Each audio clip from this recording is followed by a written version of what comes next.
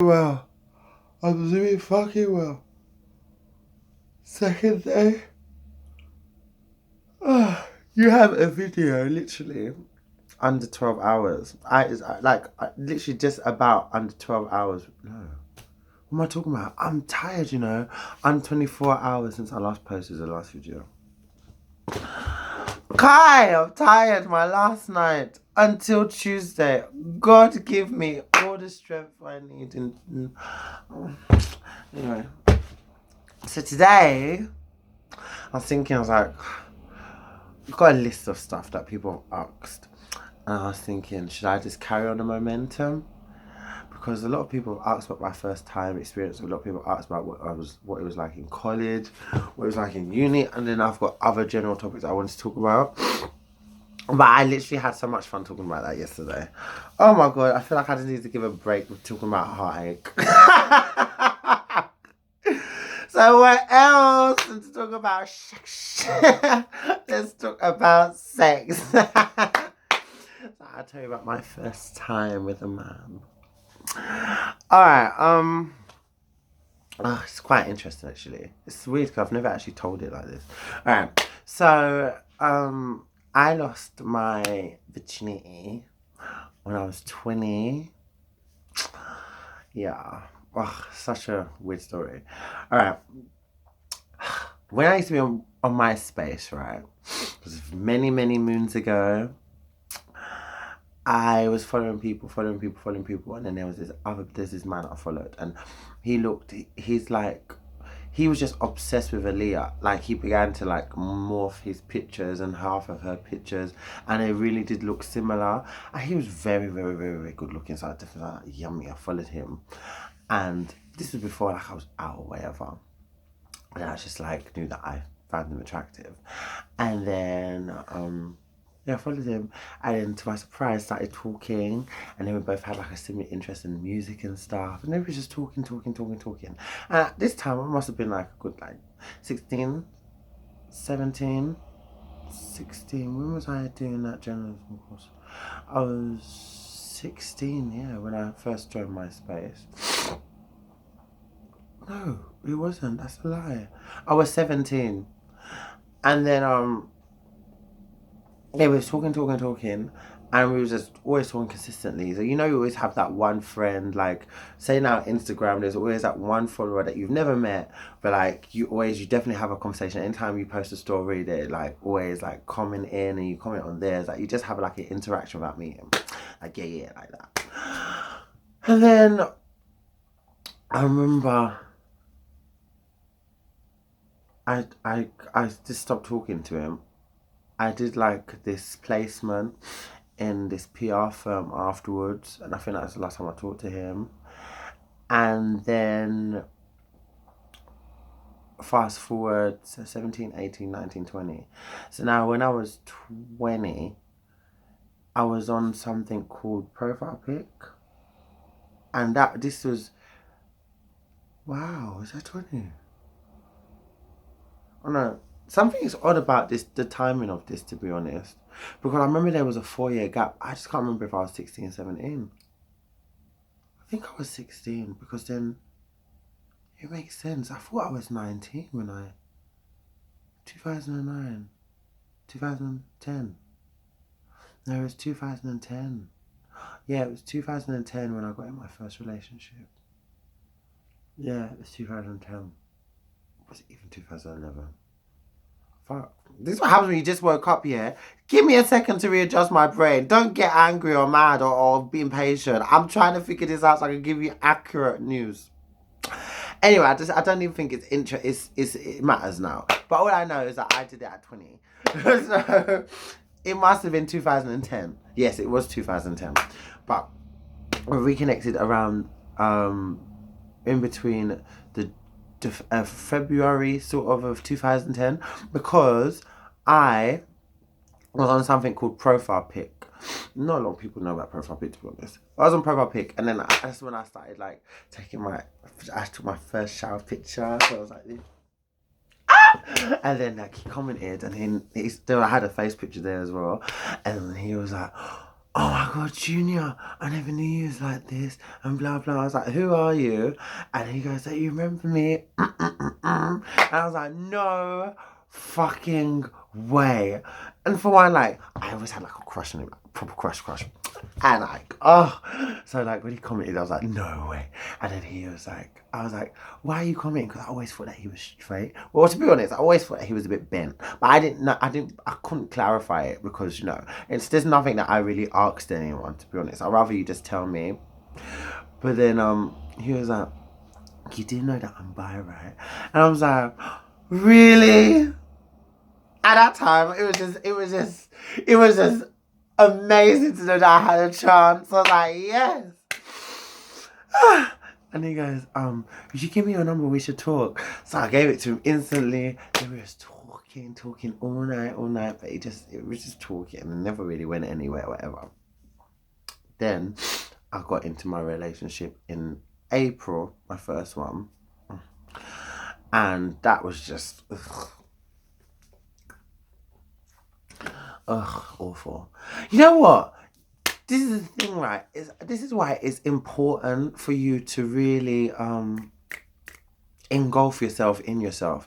It's really important to love yourself first and to like just be so self-absorbed with yourself. And I mean, yeah, you can, or if you're gonna date with a purpose and stuff, and you know, get your little attention, have a little flirt or whatever, but it's just important to really, I don't know, like get to a point where your self-esteem and your confidence within yourself and the love that you have for yourself is never compromised over who comes in and who comes out.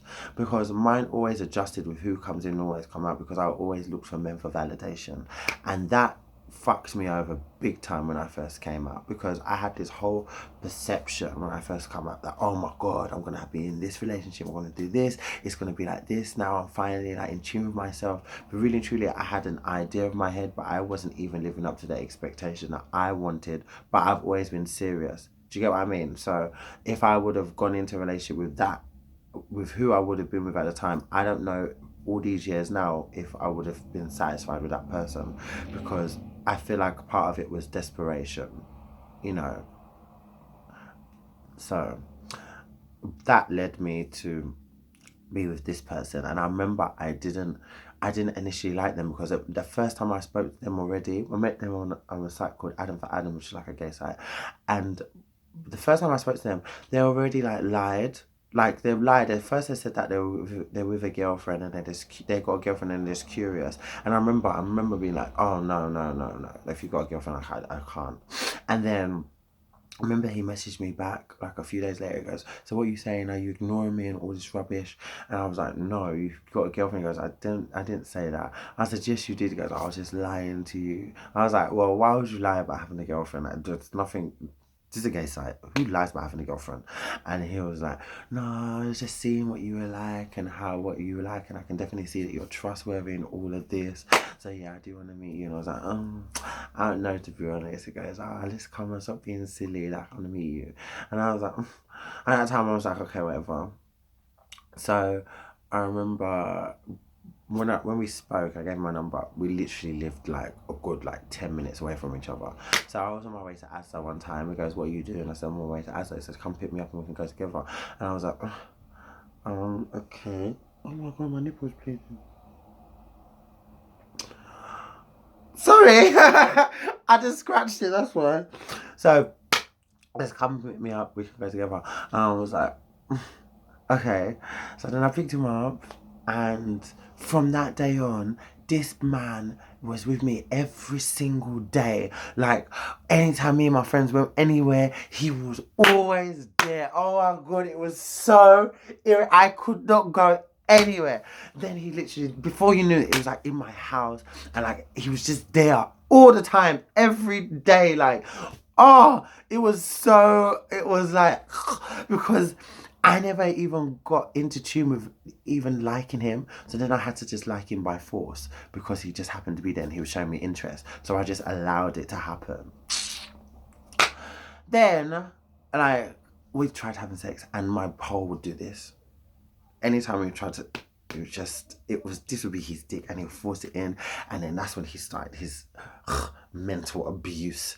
And then he'd be like, oh, you can't take dick anyway. He'd just leave me there and whatever. And it's just, I never knew what it was like to be in a real relationship. I didn't know stuff like that. I didn't know about sex. I was still a virgin, so to me, I just thought there was something wrong with me, and I took it really badly. And then, thank God for good people at the time, because I would have conference calls with like 3 of our friends at a time. Oh, I remember Pi was on one of those calls. Really good, my bitch. And she's like, you need someone like that. And then my friend Anita would be like, Junior, why are you with her? And then everyone would just be telling me off, literally like, Junior, you could do so much better. And I knew it, but I just couldn't leave. That's why when I see people in abusive relationships, and then you hear people like, wow, you choose to be there. It's like your mind it's such a weird it's a weird type of feeling, because you know that you deserve better, but you can't leave. I don't know, it's like the something inside you that you always feel like you can help people, and I just always feel like as soon as they say sorry, it's like, oh, it's going to be different, but it was never different. It was awful. Then I remember for the longest I thought he was cheating with my friend, because like he would be sneaking talking to him, and at that time me and my friend were talking. Oh my God, so much. And people phoning in the middle of the night, and he'll be like, oh, you think I'm sleeping? But I'm just at my boy's house, yeah, I'll come see you tomorrow, innit? And I would be awake, my eyes would be open. Oh, remember, he'd be lying right here holding me, talking to someone else. I just didn't know any better, man. And then I remember, I never forget, it was April 29th when Prince William and Kate Middleton got married. And then my friend, at the time, was like, we was just talking about some like gossip, basically, like, because we obviously mutual people that we knew through college. And then we was just talking, and he knew of the person that we were talking about, because he was actually one of my bullies in college. I know I ended up with a bully, can you imagine? So, and by the way, I didn't know that. I only found out later on. But anyway, listen. So I was like, yeah, we was talking, and he just kept on like, well, what are you talking about? Who is it? What's going on? And I was like, babe, just wait 1 second. I explain to you. I can't let her tell me, innit? So he was talking. I remember I got off the phone, and he was just acting really cold, and I was like, babe, what's the matter?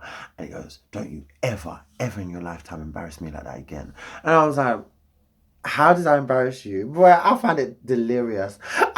Did not understand, because I didn't know where that come from. And he was like, don't you ever embarrass me like that again. And I was like, okay. I just forgot about it. I asked him if he wanted anything to eat. I think I made him a tea and a sandwich or whatever. And then I got back, it was like half an hour later, and he was still like, he just again, don't you ever. And I was like, oh, you know what? So then there was chairs here, there was 2 chairs here, and there was a chair here, like a big chair here, but 2 singles here. So I must have come onto that one now, and he was coming towards me. So then I moved to this chair, and he was like, don't you ever. And I was like, what? Don't you ever. I just remember looking like this. I was so shocked. I crossed my legs. I just, like, your charger is over there by the telly. Your bag is in the kitchen under the table. And he's like, yeah, why are you telling me that? I said, get the fuck out of my house. And he was like, what? And I remember I wasn't shouting, because my mum was upstairs and my brother was running up and down, and I was like, just get the fuck out of my house. Get your things and get the fuck out of my house. And then he started acting like nothing ever happened. He goes, why are you acting like that? Like, why are you acting like? I said, get your things. He goes, okay, I'm right, I'm going. And then he got his stuff, he got dressed, went. And then I remember I heard the door come back. I heard the door open again. I said, I told you. So, I just forgot something, okay? Just don't shout me, alright? It's so funny hearing it now. He went out.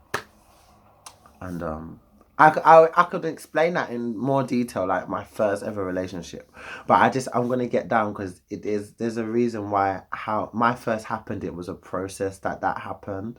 It wasn't just like, oh, I met someone and then I can't go into it. I have to go into the whole depth of how it happened. But if you want to hear my first relationship, then this I'll definitely put in detail for that. Just put that in the comments. But I just remember sitting there for like good 5 hours, and then everything was just going through my head. And you know, at that point in time, if he would have just said sorry, I feel like I would have forgave him. But there was no sorry for the 5 hours. I sat in the same place. I was just crying, and it was just awful. And then my friend Pi phoned, was like, "Babe, what are you doing? Let's just go out." And I was like, "You know what? Come, let's just go." And then as I was getting ready, let's call him A. A phoned, all right, the one I had a crush on for 4 years from MySpace. And it just miraculously, he's like, "Do you know who this is?" And I was like, "No, I don't." And he goes, "So you don't remember my voice?" And I was like, "No." And I was like, "Wait a second, no way." He goes, "Yes." "Who is it then?" I said his name. He goes, "Oh, so you do remember me?" And I was like, "Why are you phoning me anyway?" It was like, "It's been so long." And he goes, "You just come into my mind for some reason. I thought I just needed to phone you." And it was so odd after what just happened. And he's like, "I just wanted to know, do you want to meet up?" I was trying to meet this person for the longest, right? And it never ever happened. So for him to be like, I was like, okay. So I was like, "Babe, hi." I was in a phone to Pi immediately. I dropped that call. I phoned Pi immediately. "Babe, I can't meet you today. I'll tell you later. I'll tell you later. I'll tell you later." I just needed attention, and who else not to get attention? I had no idea that would be the time that I would lose my virginity. I never thought that. I just thought, "Oh my God, someone I actually really liked, and he actually wants to see me." Like, fuck this, I'm going, boy. I am going. Then, at that time, that person lived in Romford. I lived in Dagenham, so I went to Dagenham from Romford, and waited for him, and he picked me up and he took me to his house, and I was just like, "Oh my God, I cannot believe you're actually here." Bear in mind, let me tell you, yeah, still good looking, but definitely me, I would have thought 11 out of 10 just those pictures. He just went down to like 6.5, but it was good enough for me. Anyway, so I went down to like the house. In his room, we were just talking. We were just talking. So I was like, "Oh, it's nice." We had music in common, so we were just singing. I was just getting to know him, going around his room. And I just remember sitting on the bed like this. I had these dark blue denim jeans. I had like a green, it was like an apple green, like V-neck fitted, like casual top thing. And then I had these loafers on. And then my hair, I had hair. My hair was just slicked back. It was in a ponytail. And I had green contact lenses. I had my little earrings. I looked fresh, okay? So I remember sitting on the bed like this. Oh, this is where it gets interesting. And then out of nowhere, he's just like, "I know that you've always wanted me." And I was like, "Stop, what are you talking about?" Like, boy. I was like, "Yeah, I did, but like, that doesn't even matter now," because like in my head it felt wrong, because even though I made my decision up from that night, from that day, that this relationship was definitely over. From the time I was sitting there, from the time I started getting ready, I was like, "This is over. Never ever again. Never ever again." So, but it didn't feel right, you know, all of this close contact. And half of me, you know, more percentage that was outweighing it, wanted it than for me to be like, "No." I had to force myself to be like, "No." So I was like, "No, this is not right, guys. Why isn't it right?" Like, he already knew the situation, what happened. He goes, "Well, like, blah blah, you're here, aren't you? If you didn't want to be here, you won't be here, and blah blah." He didn't treat you right anyway, like telling me everything with this look in his eye. And I was just looking up, and he was opening my legs, and then I was like this on the bed. He was like, "You know you want this," and then I was like, and he lifted my leg up, like, "Stop."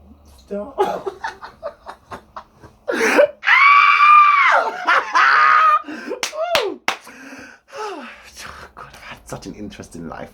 Anyway, so then I was like on the bed, like lying flat now. I was like, stop, this is wrong. And he started kissing my neck. He said, tell me you don't like this. I was like, Do you know what? I was like, just tell me you don't like this. And then this guy, he undone my button with one hand. So he was like this. And I was like lying in his arm like this. I was like, stop. He undone my button, right? He ripped my trousers off like this. How did it? Like this. With my loafers still on my foot. It was so funny. I never saw some fucking, this just something else. And I was like, oh my God, and he opened my legs. And he said, tell me you don't want this. I was like, no, stop. And he turned me around, took down my boxers. And that was the first time it was properly. Because this idiot I was with here, fucking hell, he was like a kitten learning how to drink milk. I remember there was one time I was lying on the floor. He was like this.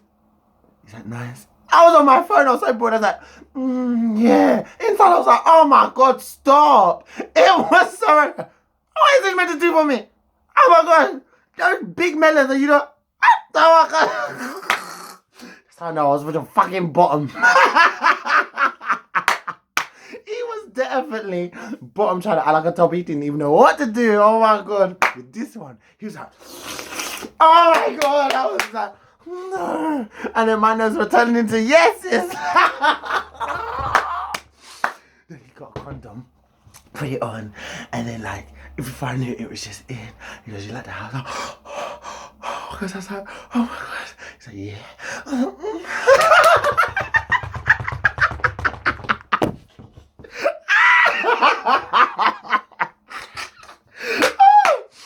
Then I knew. That's it, he was do me. Then he turned me over, we was doing it to the side. That's when I knew that that's my favourite position. Oh my God, that's when I feel like that position just connected with me, the side. And that's when I was like, Junior, in my head I was like, Junior, do something. I was like, I didn't know what to do. I was just going to motion. He goes, yeah. I was like, This is so funny. Oh my God. Ooh. I was like, proper. And then he like turned me over, so I was on my back, so like leg upon shoulder. And I remember I was like, oh no, I heard this position hurts, I'm not ready for this. He goes, you sure? He goes, no, we'll be right. I said, no. Ooh. I said, no. I said, but I'm doggy. I was like, mama.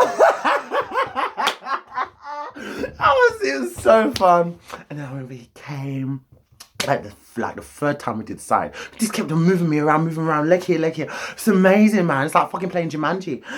And I was like, oh my God, you come? He goes, yeah. And the way he come was so beautiful. Like he was very hot.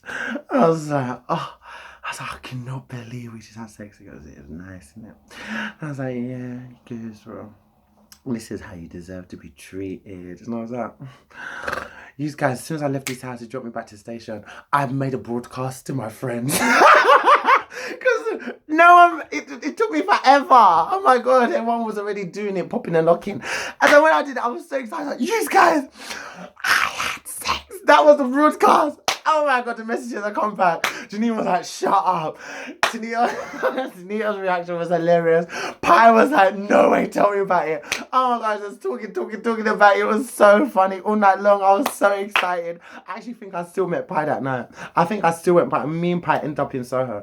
I swear that's the time we ended up in Soho. It was so funny, man. Oh my God.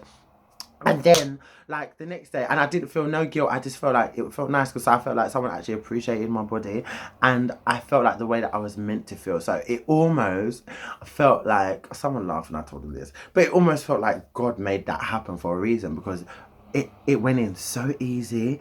I had no pain, and it was total enjoyment. And it was someone I would never have changed a person, because I really did like him. It was like the first man I proper ever liked. And then from how this person treated me, it made me feel like I was a problem, cheating on me, no wonder. And you guys, I'll just get into details with that video of my first time with my first relationship with a man, because then it would kind of you kind of understand a lot of things that led me to go and see this person in the first place. But after that, I just felt amazing, and we was talking even more now, and I was thinking, he was like, you know, I want this to be something, like, I don't think that just because blah blah. I was like, really? He goes, yeah. Obviously he would want it to be something like, you've just broke my virginity, like, I'm sweet, like, I'm the only person you've been with, though. Why isn't that attractive to you? At the time I was like, oh my god, this person wants to be me. Forgetting and not really acknowledging actually that this person was bi, okay? And then this was when it all went downhill. He said, I'm going back to uni, so I need you to send me some pictures and stuff, innit? I was like, to keep me, you know, remembering you. So he wanted me to send pictures of my hole. And I never liked pictures like that. Like, I always felt uncomfortable because I thought I needed to keep a man. That's how I needed to keep a man, you know. I was like, okay. I remember I had MSN then, and I sent them to him, and it was taking ages, but I did send them. And he was like, where the fuck are these pictures? See, you're just playing me around for a fool, you know, blah, blah, blah. No, that was after. No, that was that time. You're playing me for a fool. You know that you should, you know, who I am and all of this. And just because he was light skinned, this is when I started to realize the difference between light skin and dark skin, okay? This was that day. And he was like, you should even be happy that I spoke to you. Like, look at the way that I look. That just totally fucked me up. I remember I blocked him from that point. I never spoke to him again. And then he messaged me after, and I just gave him the time of day, like a couple months later. And then he was like, you know, like, what you're doing, how you're treating me is unfair. And I was like, are you kidding me? Do you remember what the last thing you said to me? And he was like, you know how much I really like you. I was just angry at that point in time, blah, blah, blah. But, like, forget about it now. Like, oh, you know you're mine and all of this. And that felt nice, being someone's mine. And then he goes, what did he say? He goes, well, you do now have a girlfriend, right? No. Before that, he said, you know that you're not allowed to be with anyone else. And I was like, well, so what are you doing? You're claiming me or what? And he goes, well, yes, I've already been claimed you. Have you had sex with anyone since we've had sex? I was like, no. And he goes, well, that's because you're mine. That's because of the way you feel about me, innit? So obviously you're mine. But, like, just know that you're mine. I was like, okay. So this applies to you too, right? He goes, well, you know I've got a girlfriend. I was like, whoa, you got a what? I was so disgusted. Oh my God. I'll never forget that phone call ever. And I was like, how the fuck have you got a girlfriend and you have the audacity to tell me that I'm not allowed to see anyone, that I'm yours, but you got a girlfriend, you happily have us both? He goes, well, yeah, because obviously, you know, I've got a girlfriend because my family can't know that I'm gay and whatever, but you're like you're who I really am, but she's like just a facade just to keep my family happy. So I said, wait. So you'd honestly have sex with your girlfriend and then have sex with me after? He goes, well, there's nothing wrong with that. You're still going to be on the same dick regardless. So I was like, this is disgusting. That is disgusting. I could never, ever. And I started going off. And then he goes, well, who else are you going to find that's going to... You're not going to get in another situation better with anyone better, so you've got no choice. Oh my God. This is how people spoke to me, you know. And that's how... Then the last person that I met after that, that's why I was so fucked over. Because men can make you feel so worthless. Honestly. But then if you're not at a point where your self-love is enough, that's what I mean. You need to get to a point in yourself before you get involved with anyone where how you feel will never be compromised over how much someone sees you or the way that they value you. Like, I don't care about your value. You don't need to add anything, because here is already a full entree of food, boy. Yeah, I've even got the glass, I've got the table, I've got the chair. You're just the water in the glass. And if you can't fulfill that water, there'll be someone else that'll be able to fulfill that water. Like, that, I don't need that water. I can go and get it myself. But that water should be that type of thing that just solidifies everything. That's like, okay. But without that water, I'm good. You get what I mean? I'm already full. I was never full. I was looking for the chair, the table, and all the plates. The appetizer, the entree, and dessert. I never had anything. So I went to everyone thinking I'm going to get the pieces to that table, when I didn't acknowledge that everything at that table was who I was all along. I just never connected the two. I always went to people for unnecessary reasons, because, you know, seeking approval, seeking this, feel like I need to do that, when the only person that needed to approve me was me, you know. And I will never regret my first, but that's when I said, like, in yesterday's video, that he's a cunt, because how he was mentally was a disgrace. And that's just a typical person that's using their looks to get what they want, and to manipulate people and emotionally blackmail people just because they know how someone feels about them. You know, some people are very wicked in this world. That's why you need to really be careful who you give your time to. And even if life is a risk, so you can never guarantee that you're going to give yourself to someone. You can never guarantee you're going to give yourself to someone perfect, who's going to treat you right, who's going to give you everything you deserve. Like, that's not how life works. But what you can do is be fulfilled inside, and make sure who you do give yourself to, the person at least appreciates it. And I can definitely say that he appreciated it. He appreciated it so much that he wanted to manipulate me for me to only be with him. Yes, honey! Junior's good booty. Oh my god, this video is only meant to be 10 minutes. Bloody hell, I can chit chat for dear life. Anyway, like always, I gotta go and get ready for work. And I love you guys. And I'll see you guys in tomorrow's video. Mwah, take care.